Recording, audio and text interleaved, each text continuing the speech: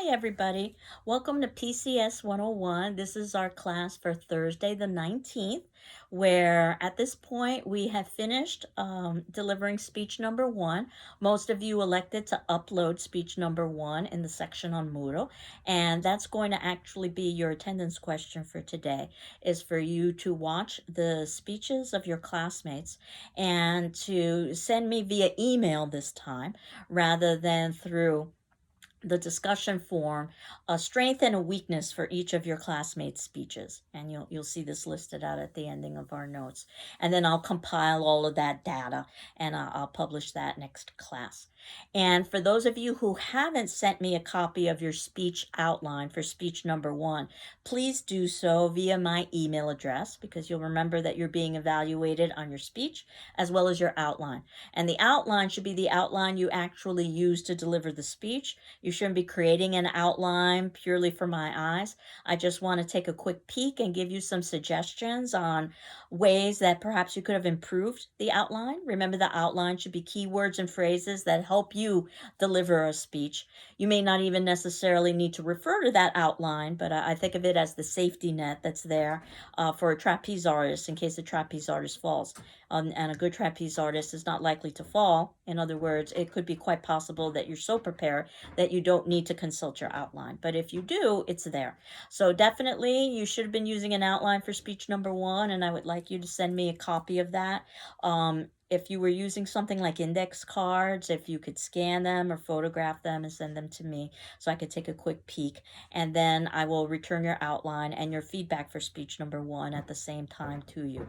And again, your attendance question today will be for you to watch the speeches of your peers that have been uploaded. We're a small class, as you can see, and to indicate a strength and weakness for each of those speeches, much like you did for the practice speeches. As we are getting prepared for speech number two, that's going to be our informative speech, and it is a 10-minute speech in which you get to teach the audience how to either do something, or perhaps you might want to teach the audience about something. There are lots of different ways you could proceed. The first thing to consider is, how do you want to deliver speech number two? So please contact me via email about speech number two and whether you're planning on delivering it by Moodle upload, or if you would prefer to deliver it via Zoom. And if you would like to deliver it via Zoom, that would be on the 1st of December. And anybody who has interest in delivering via Zoom, I will gather all of your names and your available times. So let me know what your available times are the 1st of December. And I'll try to find a common time so that we can meet and do it on Zoom. And basically, next week we are getting ready for Thanksgiving. So while we are meeting on Tuesday, the 24th, we will not be meeting on the following Thursday, the 26th, because that's the Thanksgiving holiday. On Tuesday is when I'm going to have quiz number two. It'll be very similar to what quiz number one was about, or was like. 20 questions, mostly short answers, some multiple choice, true, false. Open book, open notes. The major chapters that are being covered are in your syllabus course outline, and you've got 24 hours to finish up that quiz and to return it to me via email. I will also post some sample student speeches for you to review in that class, and that will be your attendance question for that class, to talk about a strength and weakness for each of those sample speeches. I'll have 2 or 3 for them for you to review. I would also like for you to set up some sort of a practice with me for speech number two, much like you set up a practice with me with speech number one. So if you could contact me, again, email's fine, and indicate whether you wanted to communicate with me via email or with Zoom or phone, and you all use different techniques, and they're all fine. I just want to make sure that I can touch base with each of you about the second speech.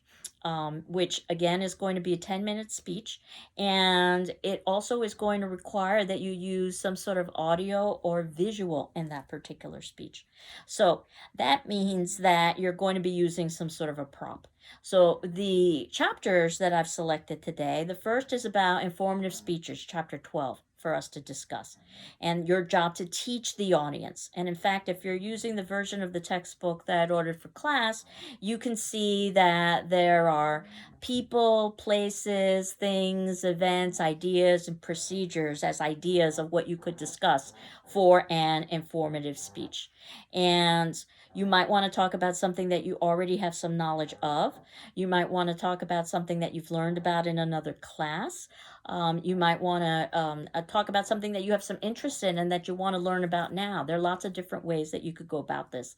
I usually suggest, just because of the sake of time, that you select a topic that you've got some knowledge of and some interest about. It could be a hobby or something associated with your work or something that you've studied in school, perhaps something that you've written a paper about in the past that you could adapt to a speech for about 10 minutes. And you can either give a speech that explains, in other words, tells, or demonstrates, which is shows. And I've seen both kinds of speeches, as well as speeches that do a little bit of both, and they're both very good speeches. In terms of the demonstration speech, lots of speeches about making things, whether it be crafts or food. And in some ways, it's very engaging to the audience because they can see the steps. But in other ways, it requires a good amount of preparation and thought because you've got to have all of the pieces in place. And again, we are at a disadvantage in that we aren't meeting live.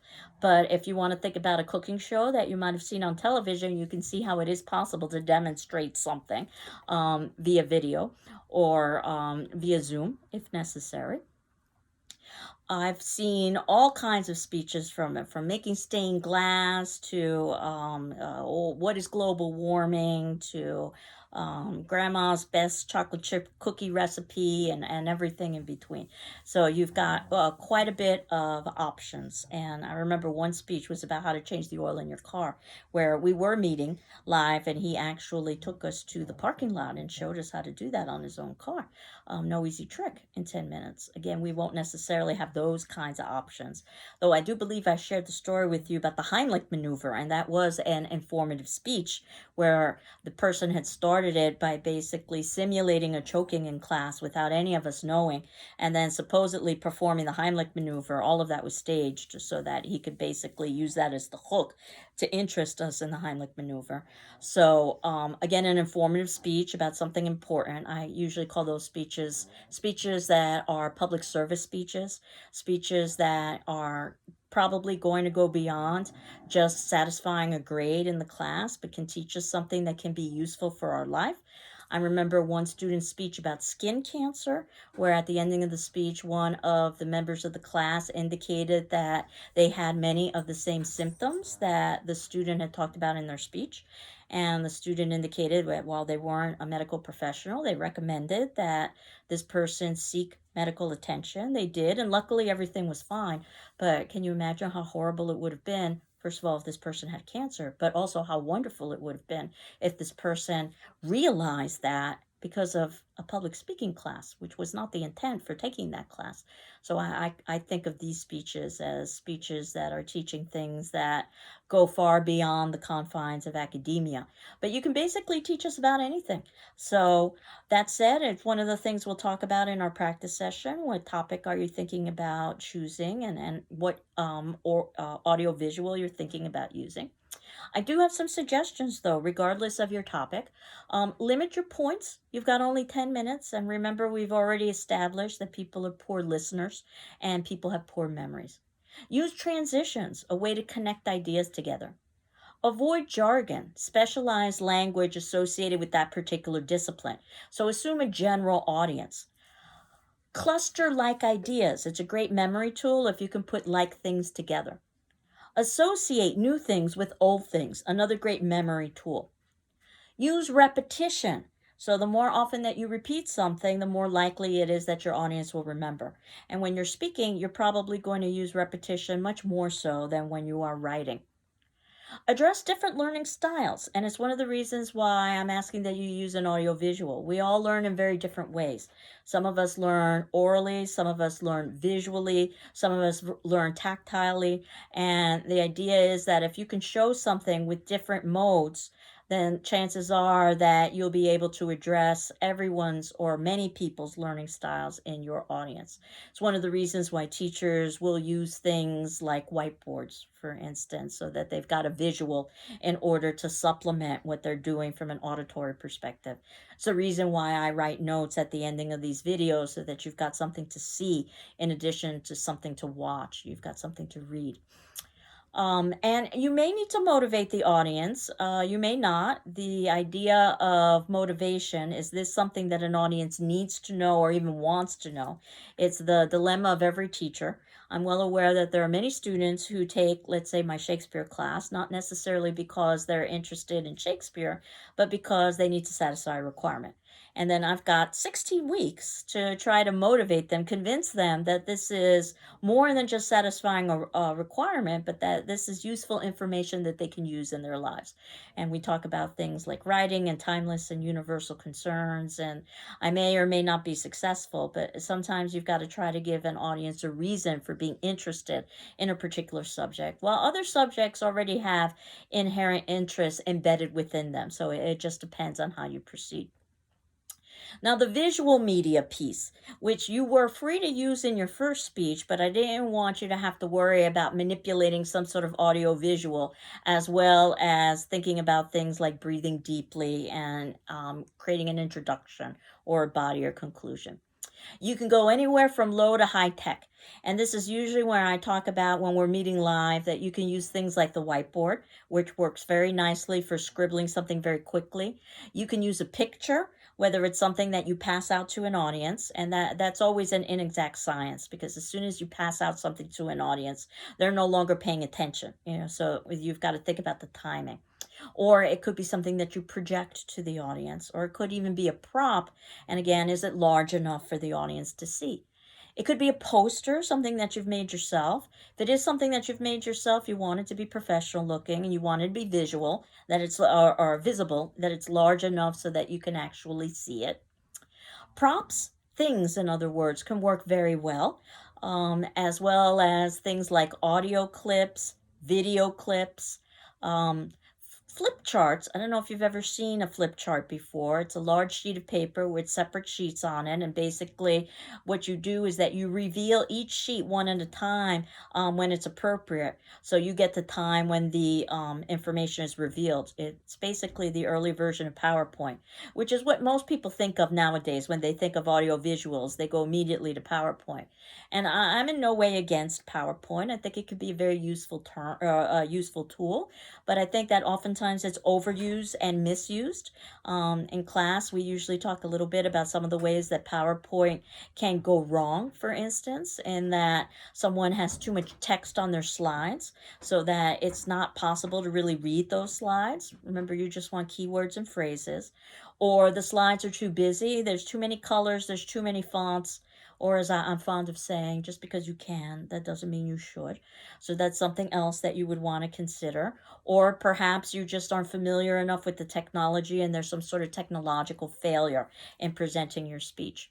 The, I guess, Zoom equivalent of this is your Zoom screen sharing if you were going to be presenting via Zoom. And that's become probably the new way of having a kind of PowerPoint or kind of whiteboard if you are presenting via Zoom. And again, you might want to think about how you are going to adapt if you are going to be filming yourself. So it could be as simple as holding up a prop, or perhaps some sort of audio visual to illustrate to your audience, or perhaps having a piece of audio or video that you show us. But you're going to need to think about, particularly if you're uploading your speech, how to go about a smooth way of doing that. I do again have some suggestions for you. You want to be professional as much as possible. You want to test all of your equipment so that you're not having mechanical failures during the actual presentation. You want to have some sort of backup plan in the event that there is a mechanical failure. Charts work very well for numbers because numbers are very difficult to conceptualize. So if you can show an audience what something looks like, rather than just refer to a number, but actually show its physical representation, that could be very useful. So you've probably seen all kinds of charts like pie charts and graph charts and so forth, where they've done just that. Pictures work very well for emotions, and we tend to be a mix of the two. We are a mix of both a rationality, which is numbers, and also emotions.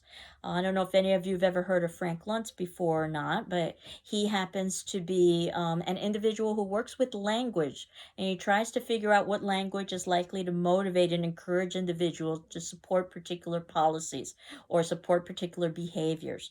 And He is someone who is consulted by private industry as well as politics.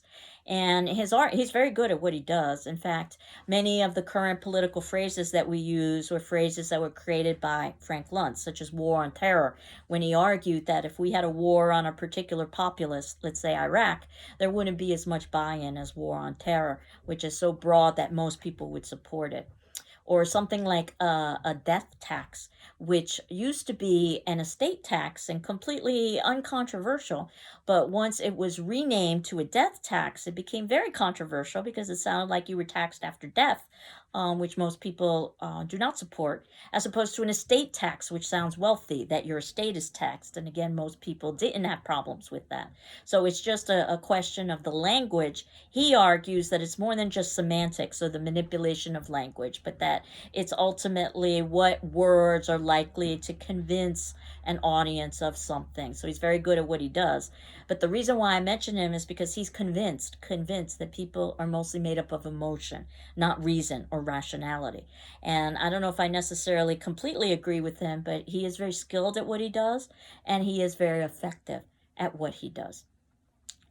Making sure that with your audio visuals, you're clear, you're simple, you're neat, you're considering scale, something that's visible. And if you are recording yourself, you're thinking about things like lighting and volume as well. The balance and the proportion as well of the audio visual. You've got 10 minutes, so you should not have a 9-minute audio visual. The audio visuals should support your speech. It shouldn't be the other way around, that your speech is supporting your audio visual. Now, if you had an hour speech, perhaps you could have a 10-minute audio visual, but that would not necessarily be the case. Use color for interest, but you don't need to overuse color in your audio visuals. Again, you don't want to inundate your audience with too much stimuli. They should be paying attention to you. Avoid all caps in your written words. Now, certainly you can capitalize a word or several words for emphasis, but if you capitalize everything, then it's going to be very difficult for the audience to be able to read and differentiate. Something interesting that some studies have found is that actually people are more likely to remember something that is bolded rather than something that is underlined. So that if you want something to really stand out, think about bolding it. Now, in terms of supporting material, and before I move on to supporting material, the audiovisual is also something that I want to talk to you when we have our practice session, what you were thinking about utilizing and how. I put in a chapter about supporting material, not that you have to use outside resources for this speech. You'll be using outside resources for speech number 3, which is a persuasive speech in which you are going to be convincing an audience to support some sort of policy or to engage in some sort of action. And you'll be required to use 3 outside sources. And we'll talk about that further when we get to that particular speech. But I realize that some of you might decide for your informative speech that you want to do a little bit of research. So you may already know the content of what it is you're going to be discussing, so you wouldn't need to do outside research. But in the event that you did need to use outside resources, I wanted to talk briefly about the chapter Supporting Material, Chapter 6. And then I could continue on with that when we get to speech 3. And basically using outside sources, and this is why we will be doing this for our 3rd speech, our persuasive speech. It increases credibility, it increases your persuasiveness, it makes the speech easier to deliver. You definitely want to make sure that you're being accurate with the information that you're sharing. We talked about ethos at the beginning of the semester, being ethical. You certainly don't want to make things up. And you want to make sure that you're using reliable sources. And when usually I talk about audio visuals, if people go immediately to PowerPoint, when I talk about outside resources, then usually people go immediately to something like Google or Wikipedia. And again, I'm not averse to either one of them, but this is the wide open internet, which means that anyone can post anything, and it might not necessarily have validity to it. So you need to be very careful when you are reviewing sources online. Even Wikipedia, where now they've tried to make an attempt to remove any content that's not correct, but in that small window when somebody posts something before Wikipedia is aware that it's incorrect, you could actually use it, and then you would have to suffer the consequences of posting inaccurate information. So the GCC library resources are wonderful resources because librarians are basically paid to buy the resources that have a certain level of validity to them. So you know that if you're using any physical resources like books or magazines and so forth, that they've at least gone through some level of testing.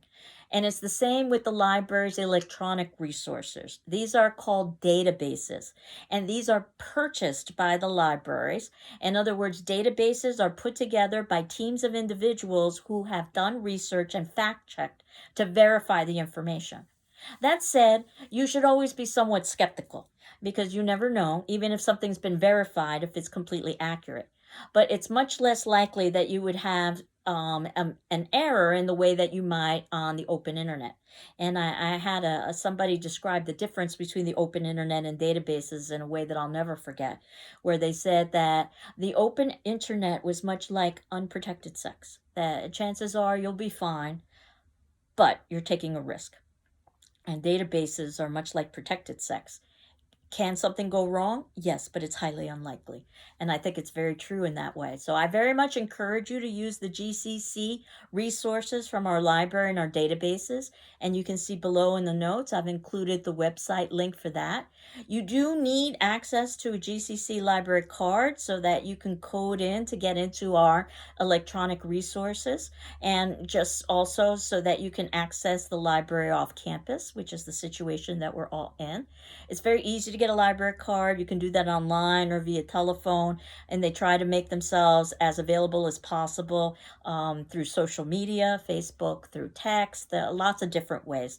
And it takes about a minute or two, and it's free. And I encourage you to do that because once you have that library code, then ultimately you can access our library resources. And since we can't be on campus, that's really the only way that you can access our library at this point. And don't negate things like physical resources, books and magazines and so forth. But again, I know that many people feel very comfortable with electronic resources. And while I'm not against you using the wide open internet, just make sure that you verify that those resources are accurate. And do consider using the databases. They can get very detailed, and they can be very specialized in particular subject areas, or also just topics that are likely to come up in academia. So they are designed for college students in many respects. When you are using an outside resource, the good news is that you don't have to document as carefully as you would when you were writing a paper. So since English 101 is a prerequisite for this class, I assume you've taken it, and you've probably talked about the MLA, or Modern Language Association System for Documentation, where you're using quotation marks, and then at the ending of the quote, in parentheses, you're indicating the page number of where that quote appears. And then at the ending of your writing, you've got a works cited page, which lists in detail all of the sources that you've used, with things like place of publication, publisher, and things of that nature.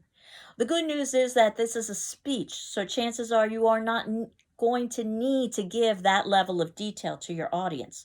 Should you have access to that level of detail? Yes. So if someone in your audience were to ask you for further information, you could give them that information.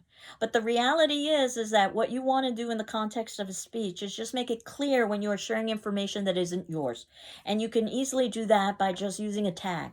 For instance, according to researchers in a Harvard study from 2019. And then anything I say after that, obviously is not my information. It's from that Harvard research study. And then if an audience member were to ask you for additional details, you should have in your head, but more likely in your notes somewhere, that information so you could share what medical journal it appeared in and so forth and so on. So that individual could look and validate your information if they so wanted to. It's unlikely that they would ever call you to do that, but you should be prepared for that. You can also use things like interviews, assuming that you're interviewing somebody who has some certain knowledge or expertise about the subject that you're using. Again, or the subject that you are discussing. Again, you want to make sure you're being ethical, making sure that you're telling the interview subject how you're using their information, when you are using their information, getting permission to use their information and their identity. If they don't want their identity revealed, then making sure that you don't do that. And there are lots of different ways that you can go about putting together information. You can use anecdotes or stories, and that's known as qualitative evidence. You know, when individuals talk about all of the good experiences they might have had, for instance, at a particular restaurant. But there's also quantitative evidence. There's also facts. You know, so what you might want to do is talk about the dollar sales for that restaurant in a year. And both are valid pieces of evidence. It's not that one negates the other. Probably it's a combination of the two. And you can have a primary account, which is a first-hand eyewitness account, or you can have a secondary account, which is based on the primary account. And both of those, again, are useful. The eyewitness account, obviously the person was there, so they experienced it, so they have knowledge firsthand. However, they could be biased, they could be lying, they could be mistaken. So if you're getting a secondary account, in other words, something that's based on, let's say, research or scholarship, well, then chances are that this person has put in a good amount of effort in order to give an accurate account, even though they don't have firsthand knowledge. So think about trying to get a sense of what might have happened, let's say, during World War II. It would be very useful to interview soldiers who fought in World War II. That would be the primary account. They experienced it. However, the secondary account would be reading the scholarship from the scholars and critics about World War II. And as we know, World War II was quite a while ago, so you may not necessarily even be able to get a first-hand or primary account. And when in doubt, it's useful to just use as many sources as you can, both primary and secondary, quantitative and qualitative, books and magazines, as well as electronic resources. For us, when we get to the third speech, the persuasive speech, you'll be asked to use 3 outside resources. And then I stop counting after 3. But you can use as many as you like. In terms of this speech, again, you don't have to use any outside resources at all. But I just wanted to talk a bit about outside resources in the event that you decided that you needed to do some outside research. What you need to use in this particular speech is at least one audio or visual. And I stop counting after 1. And again, it can be very low tech. You know, so it could be, let's say, something that is printed on a piece of paper, or it can be something that's much more high tech, where you've got embedded, let's say, within a video or Zoom, some screen sharing, or something in between, with obvious adaptations made for our new reality since we are not meeting in person. So what I will do next class, in addition to posting our second quiz, is I will post some sample speeches for you to review. And again, it'll be very similar to what I did with the sample speeches for speech number 1. They'll be informative speeches done by students like yourselves, in no way affiliated with GCC, so you don't have to worry that one day you will be examined by a future class. And I asked you to just watch those speeches so that you get a sense of how you could put together your own informative speech. And for your attendance question for that class, to basically indicate, in addition to submitting in your quiz, is indicating one strength and one weakness from each of the practice speeches that you've watched. And I encourage you to read not only your response and my response to your response, but all of your classmates as well, so that you can get a sense of what we would have talked about in the class. And then ultimately we will have a Thanksgiving, and then we will return back with speech number 2. So again, do contact me with several pieces of information. As I had indicated, I'd like to know if you're going to deliver speech 2 by upload. And I suspect that will be probably the primary mode, but if any of you want to deliver it on Zoom, it would be the 1st of December. Please give me your available times, and I'll try to find a common time. Also, if you can send me your speech number 1 outline, if you haven't already done so, to my email at ruiz@gcc.mass.edu. I'll evaluate the outline and your speech and get your feedback back to you in terms of that particular speech. And today's attendance question is asking you to review the speeches in Moodle in the section speech number 1 from your classmates, and to send me via email what you think is one strength and one weakness of each of your classmates' speeches. I'll compile all of that and publish that next class. So I hope you're doing well. I'm doing well, and we'll continue on next class with informative speeches and quizzes. Take care. Bye-bye.